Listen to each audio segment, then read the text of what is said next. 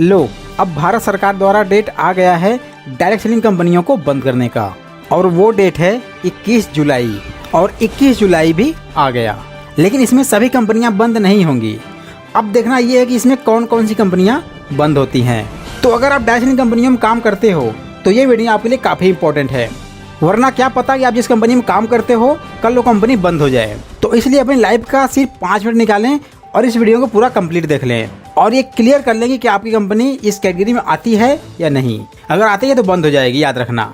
तो अब सवाल ये आता है कि हम कैसे पहचानें कि हमारी कंपनी लीगल है या इनलीगल है, भारत सरकार द्वारा दिए गए नियमों का पालन करती है या नहीं करती है, और इसे पहचानना सबसे इम्पोर्टेंस है। लेकिन इसमें सबसे बड़ा सवाल ये है कि हम इसको पहचानेंगे कैसे। अगर लीगली तरीके से काम करती है, इन सभी नियमों का पालन करती है, तो डोंट वरी, आपकी कंपनी बंद नहीं होगी। जैसा कि आपको पता होगा कि ई कॉमर्स के बाद अब भारत सरकार डायरेक्ट सेलिंग कंपनियों पर सख्ती दिखाना शुरू कर दी है।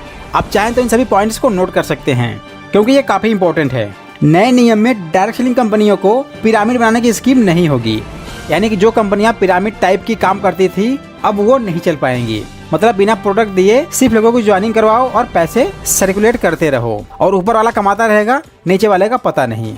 तो अब ये चलने वाला नहीं है। और दूसरा है जो सबसे सख्त है, जो कंपनियां या फिर कंपनी के लोग इन नियमों का पालन नहीं करेंगे, उल्लंघन करेंगे, उनके खिलाफ सख्त कार्रवाई होगी और साथ में जुर्माना भी लगेगा। और इसी में ये भी जुड़ा हुआ है कि जो पर्सन या फिर जो कंपनी किसी कंज्यूमर को या फिर किसी कस्टमर को अपना प्रोडक्ट डायरेक्ट सेल कर देता है, यानी कि उस प्रोडक्ट के बारे में बिना बताए सेल कर देता है, उसके खिलाफ भी सख्त कार्रवाई होगी और साथ में जुर्माना भी लगेगा। और अगला पॉइंट ये है कि आपकी कंपनी का कम से कम एक हेड ब्रांच इंडिया में होना चाहिए।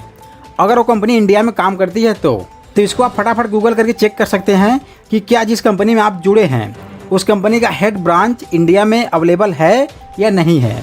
अगर नहीं है तो इमीडिएटली आप उसको छोड़ दीजिए, वरना कल आप भी फ्रॉड कहलाएंगे।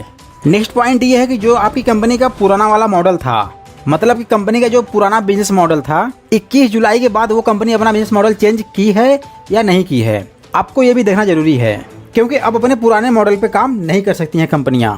और नेक्स्ट पॉइंट ये है कि जिस कंपनी में आप काम करते हैं उस कंपनी कोई ऐसा अधिकारी नियुक्त किया गया है जो लोगों की शिकायतें, प्रॉब्लम्स का सलूशन दे रहा हो, यानी कस्टमर या फिर कंज्यूमर को किसी भी टाइप का प्रॉब्लम आ रहा है तो सीधा वो उनसे कांटेक्ट कर सके और अपनी प्रॉब्लम का सलूशन तुरंत ले सके। और इसके लिए हर एक कंपनियों को एक नोडल अधिकारी नियुक्त करना होगा। और नेक्स्ट जो सबसे जरूरी है, DPIIT, इस संस्था से आपकी कंपनी का रजिस्ट्रेशन होना चाहिए, और अगर नहीं है तो आप तुरंत इसको पता कीजिए, वरना 21 जुलाई के बाद उस कंपनी को आप छोड़ सकते हैं और छोड़ना ही बेहतर होगा। अब समझते हैं ये DPIIT क्या है। तो इसका पूरा नाम है department of promotion and industry and internal trade. हालांकि इसका पहला नाम था DIPP, लेकिन अब इसको बदल कर रख दिया गया है DPIIT, department of promotion and industry and internal trade.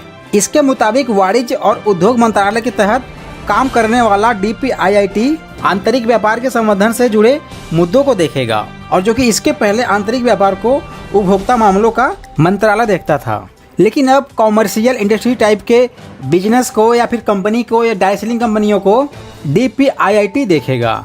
तो अब सिर्फ वही कंपनियां काम कर सकती हैं जो इन नियमों का पालन करेंगी और जिनके पास DPIIT का रजिस्ट्रेशन नंबर होगा।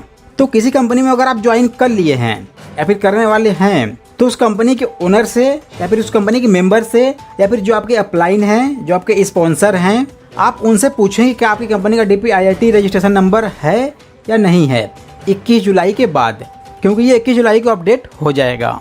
इसमें कुछ चीज़ें और भी शामिल किए गए हैं, जैसे कि कस्टमर को झूठ बोल के नहीं बुलाया गया है, सब कुछ बताने के बाद उसको प्रोडक्ट प्रोवाइड किया जाता है और उससे पैसे लिया जाता हो, आधी अधूरी जानकारी बिना उसको अपना सामान बेच दिया जाता हो, या फिर उस बंदे से कंपनी मनी सर्कुलेट पे काम करवाती हो। तो अब ये सब चलने वाला बिल्कुल नहीं है, क्योंकि अब इसमें भारत सरकार भी सख्ती दिखाना शुरू कर दी है। तो फटाफट अपनी कंपनी के बारे में पूरी की पूरी इंक्वायरी निकालना शुरू कर दीजिए, और कंपनी अगर इन नियमों का पालन नहीं करती है तो उसको फटाफट चेंज कीजिए, क्योंकि कोई मतलब नहीं है कि आज आप काम कर रहे हैं लेकिन कल आप वहाँ से फ्रॉड साबित हो जाएं। कंपनियों क्या है दोस्त, कंपनी आज है कल बंद हो जाएगी, कोई प्रॉब्लम नहीं है। वो लाखों करोड़ रुपए कमा लेते हैं लेकिन आपकी लग जाती है।